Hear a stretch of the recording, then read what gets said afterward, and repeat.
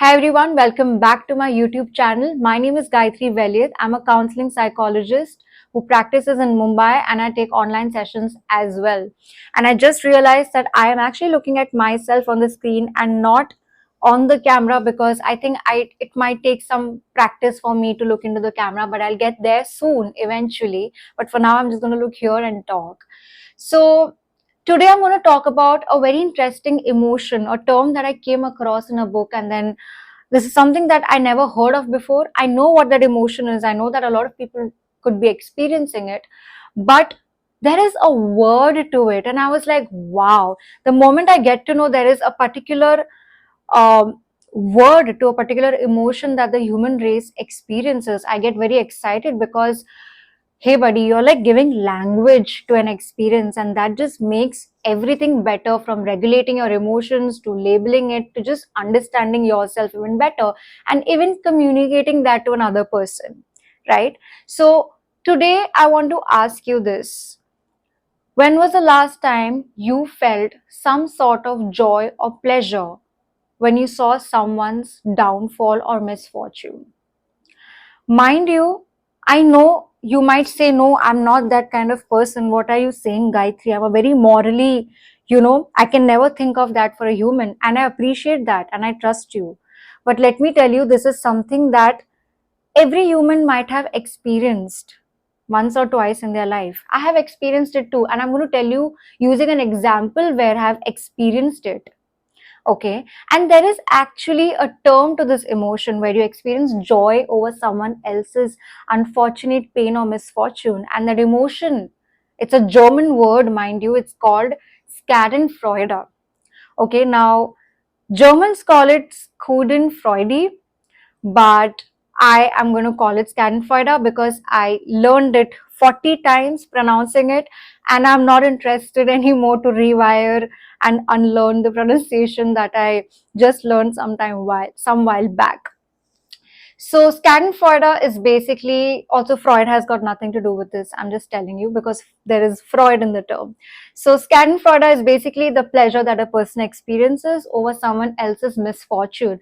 And today I want to dive a little deeper as much as I can to explain where is this emotion experienced, where do you notice this, where do psychologists notice this. And I obviously started with social media, right? How on social media it's become so easy to sit behind the screen, type negative stuff anonymously and dehumanize another person in public, on the internet, and also to see celebrities and other people's downfall and feel pleasure over it, right? So this is a very common thing that a lot of people do experience as an emotion when they are navigating through social media. And that is why I exactly wanted to talk about it, because you got to know this word, because you are using social media right now, and better to label that emotion when or whenever, or maybe you not might experience this emotion. But that being said, let's talk about the contexts where this emotion is experienced. Okay, so I spoke about social media. It is experienced on social media, and most of the times it's experienced probably because it's coming from a sense of low self-esteem. You are actually disliking this person who is doing really great in their life. For example, maybe there is a celebrity who is doing really great in their life and you feel very envious. Okay, not jealous, envious. Envious is when they have something that you don't have, so you feel envy. Jealousy is when that person is close to someone who you're already close to and you might think you might lose this person. Okay, so that's the difference between envy and jealousy. So let's say on social media you are feeling envious of this person and you're like, yaar, this person ke paas bada ghar, bangla, everything, and one day there's a news that gets dropped on Viral Bhani's page that this person, this celebrity is going through a downfall, and suddenly there is some sort of pleasure or sensation that you're experiencing where you're like, wow, acha hua, or wow, I feel better about my life right now. That emotion exactly is called as Schadenfreude, right? And if you see it in other contexts, chalo, social media to I have discussed. Let's talk about the context of rivalry. So let's say you are in group A and there's group B.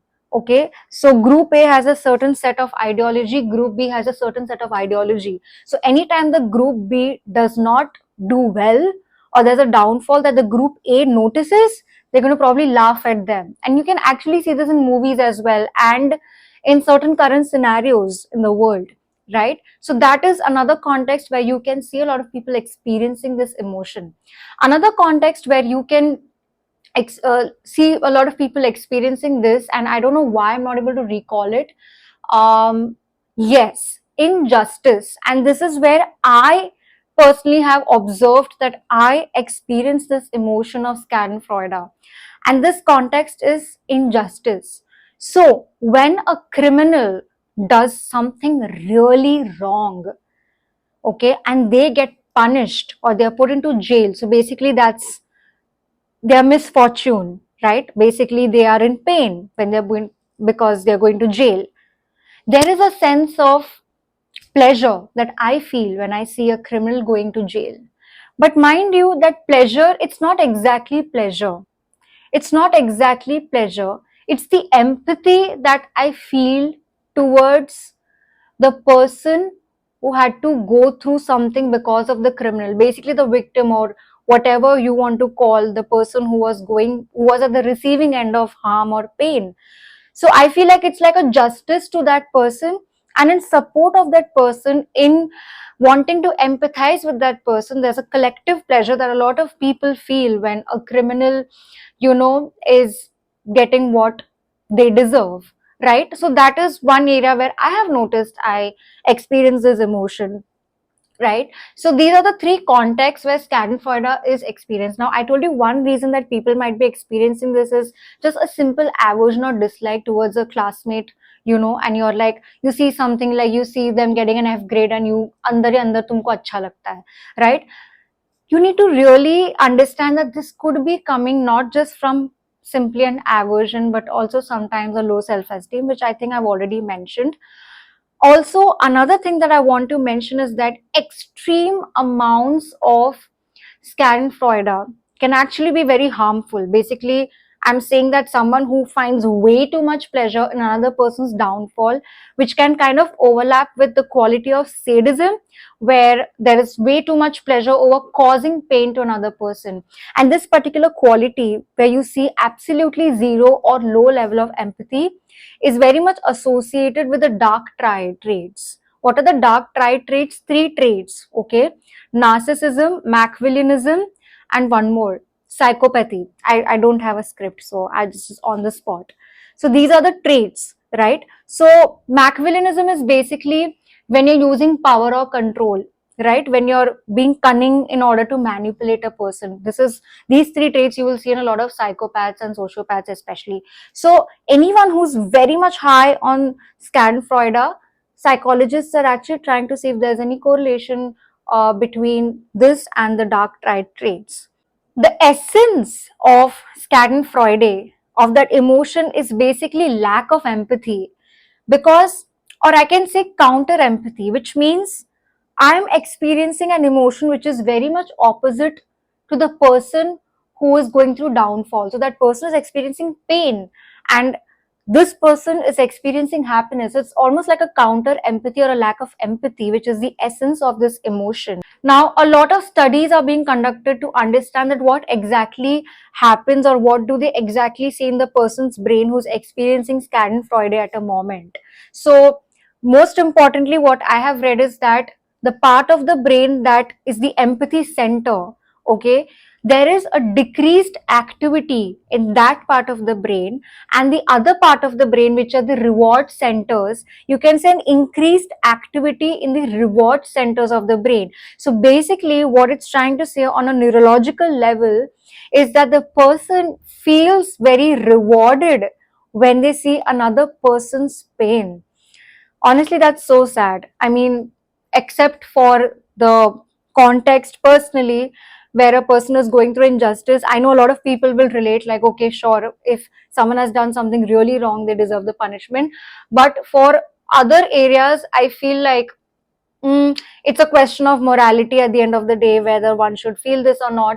But it's not about whether one should feel it or not. If you feel it, Okay, I know it's going to be difficult for you to admit it, because when you admit that you experience this emotion, you might experience feelings of shame or guilt, and nobody wants to feel that.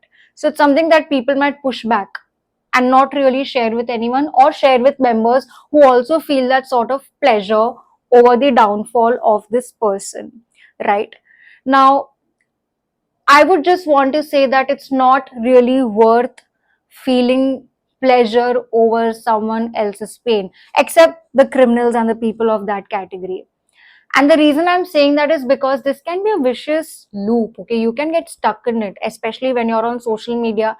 You can just keep feeling envious of people, and you can either choose to be inspired by them, which is work on yourself and your self esteem, or you can just keep waiting for that one news where it shows that they're going through a downfall and activate your reward centers of the brain.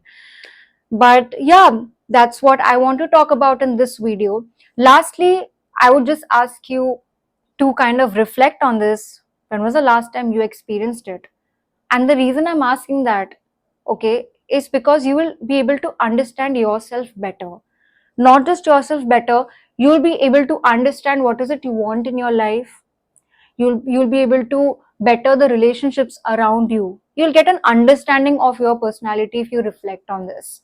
So yeah, that's it about today's video. If you liked this video, then give it a thumbs up and all the other things that people are supposed to do when you enjoy watching someone's video.